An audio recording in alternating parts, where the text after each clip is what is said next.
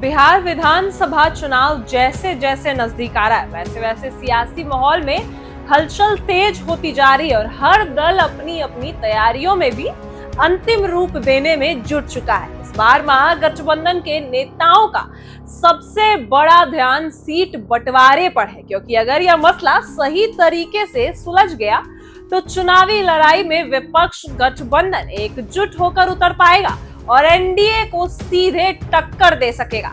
दरअसल हाल ही में खत्म हुआ वोटर अधिकार यात्रा ने महागठबंधन के नेताओं और कार्यकर्ताओं में जबरदस्त ऊर्जा भर दी है। अब सभी दल चाहते हैं कि इस एनर्जी को सही दिशा दी जाए और जमीन पर उतारा जाए। इसके लिए जरूरी है कि सीटों का तालमेल समय रहते साफ कर दिया जाए ताकि कार्यकर्ता अपने अपने क्षेत्र में मजबूती से चुनाव की तैयारी कर सके। शुरुआती बातचीत में जो सीटों का फॉर्मूला सामने आया है उसमें आरजेडी को 135 से 140 सीटें, कांग्रेस को 50 से 60 सीटें, सीपीआई-एमएल को 20 से 25 सीटें, वहीं मुकेश सहनी की पार्टी वीआईपी को 18 से 20 सीटें और सीपीएम और सीपीआई को 2-2 सीटें दी जाने की बात सामने आई है। हालांकि अभी अंतिम फैसला नहीं है क्योंकि सभी दलों की अपनी अपनी मांग है। पिछली बार यानी 2020 के विधानसभा चुनाव में आरजेडी ने 144 सीटों पर, वहीं कांग्रेस ने 70 पर और सीपीआई-एमएल ने 19 पर और सीपीएम ने 4 पर और सीपीआई ने 6 सीटों पर चुनाव लड़ा था। इस बार कांग्रेस और वीआईपी पार्टी जो है वो ज्यादा सीटों की मांग कर रही है। कांग्रेस को उम्मीद है कि इस बार उनका प्रदर्शन बेहतर होगा, इसलिए वह 60 से अधिक सीटों की मांग कर रही है। वहीं दूसरी ओर मुकेश सहनी ने पहले ही सार्वजनिक तौर पर 60 सीटों की मांग कर दी है, जबकि सीपीआई-एमएल भी 40 सीटों पर चुनाव लड़ने की बात कर चुकी है। हालांकि आरजेडी और कांग्रेस दोनों का मानना है कि ज्यादा सीटों की मांग करने से कोई विवाद पैदा नहीं होगा और बातचीत के जरिए सभी को संतुष्ट करने का रास्ता भी निकाला जाएगा। गठबंधन में सबसे जो बड़ा दल है वो आरजेडी का है। उनका कहना यही है कि सीटों को लेकर कई दौर की बैठक हो चुकी है और इसमें काफी हद तक सहमति भी बन गई है। कांग्रेस का भी कहना है कि बिहार में महागठबंधन के भीतर सीट बंटवारे पर कोई बड़ी अड़चन नहीं आएगी। दरअसल चुनावी इतिहास बताता है कि 2005 से अब तक बिहार की राजनीति में नीतीश कुमार जिस गठबंधन में रहे उसी गठबंधन की जीत हुई है, लेकिन अब नीतीश कुमार एनडीए में शामिल है। ऐसे में महागठबंधन के लिए यह चुनाव बेहद अहम है और यही वजह है कि सीटों के बंटवारे को लेकर किस तरह की करवाहट सामने ना आए, इस पर खास ध्यान दिया जा रहा है। वहीं 2020 के विधानसभा चुनाव में महागठबंधन और एनडीए के बीच मुकाबला बहुत कड़ा हुआ था और कुछ ही सीटों के अंतर में एनडीए को जीत मिली थी। इस बार विपक्षी गठबंधन नहीं चाहता कि सीट बंटवारा या विवाद एनडीए को फायदा दिला दे, इसलिए आरजेडी, कांग्रेस, वाम दल और वीआईपी सभी दल इन सब बातों पर सहमत है कि समझौते और तालमेल से ही चुनावी लड़ाई को मजबूत किया जा सकता है। वोटर अधिकार यात्रा ने विपक्षी खेमे को यह विश्वास दिलाया है कि जनता में इस बार बदलाव की लहर है और यही सही तरीके से एकजुट होकर मैदान में उतरा जाए तो जीत महागठबंधन की झोली में जा सकता है।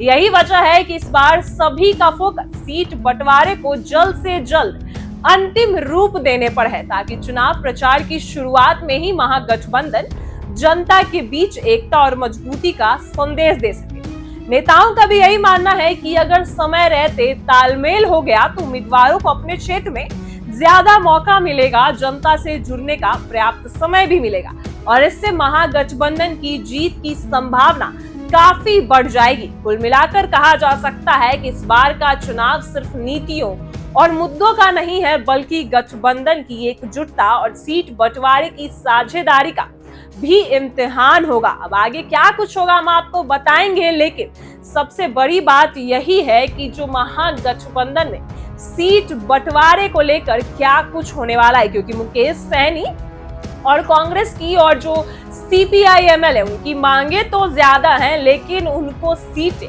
कम मिल सकती हैं। वहीं मुकेश सहनी की बात करें तो मुकेश सहनी लगातार 50 से 60 सीटों की मांग कर रहे हैं। लेकिन महागठबंधन में उनको 18 से 20 सीटें देने की बात हो सकती है। यही फॉर्मूला निकल कर आया है। वहीं कांग्रेस चाहती है कि उनको भी 60 से ज्यादा सीटें मिले, 60 से ज्यादा सीटें मिले। लेकिन महागठबंधन में कुछ समय पहले भी बात हुई थी कि कांग्रेस को 60 सीटें दी जाएंगी। वहीं सीपीआईएमएल का कहना है कि उनको भी 40 से ज्यादा सीटें चाहिए। ऐसे में महागठबंधन के लिए सीट बंटवारा करना काफी बड़ा संकेत माना जा रहा है कि आखिर इसमें क्या कुछ होने वाला है, क्योंकि ये बड़ा नुकसान भी हो सकता है अगर कोई भी पार्टी छोड़ता है या फिर कोई भी पार्टी नाराज हो जाता है। कोई भी दल अगर नाराज हो जाता है महागठबंधन के सीट बंटवारे से, तो महागठबंधन को बड़ा झटका भी लग सकता है। और महागठबंधन के अंदर सीट बंटवारे का जो फॉर्मूला निकल कर आ रहा है वो यही है कि कांग्रेस को 60 के आसपास की सीटें दी जाएंगी।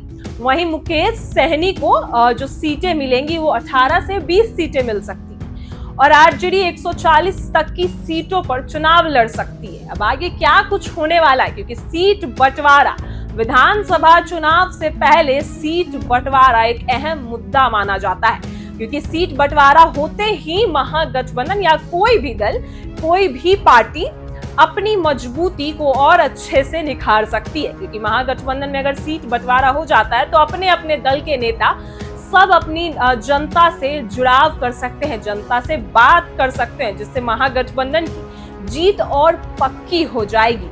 और इसी वजह से जल्द इसकी घोषणा भी हो सकती है कि महागठबंधन में जो सीटों का फॉर्मूला है वह यही है। अब इससे कौन नाराज होगा? स्वाभाविक है कि सीट बंटवारे में तालमेल होना ही चाहिए, होना ही जरूरी होगा, क्योंकि महागठबंधन सबको उनकी मांगों के तक सीट नहीं दे सकती, क्योंकि मुकेश सहनी भी 60 सीट चाहते हैं। वहीं कांग्रेस भी 60 से ज्यादा सीटों की मांग कर रहे हैं, सीपीआईएमएल भी 40 से ज्यादा सीटों की मांग कर रहे हैं। ऐसे में आरजेडी के लिए और महागठबंधन के लिए सीट बंटवारा बड़ा मुश्किल पैदा कर सकता है, क्योंकि सबको एकजुट रखकर सीट बंटवारे पर सहमति बनाना बड़ा मुश्किल होगा। वहीं देखते हैं आखिर क्या कुछ करते हैं महागठबंधन में, कैसे होता है सीट बंटवारा और किसकी मांगे कितनी पूरी होती है। और सब सीटों की मांगे ही नहीं, मुकेश सहनी जो यह भी मांग करते आए हैं कि डिप्टी सीएम बनना है, डिप्टी सीएम का पद मुकेश सहनी को चाहिए,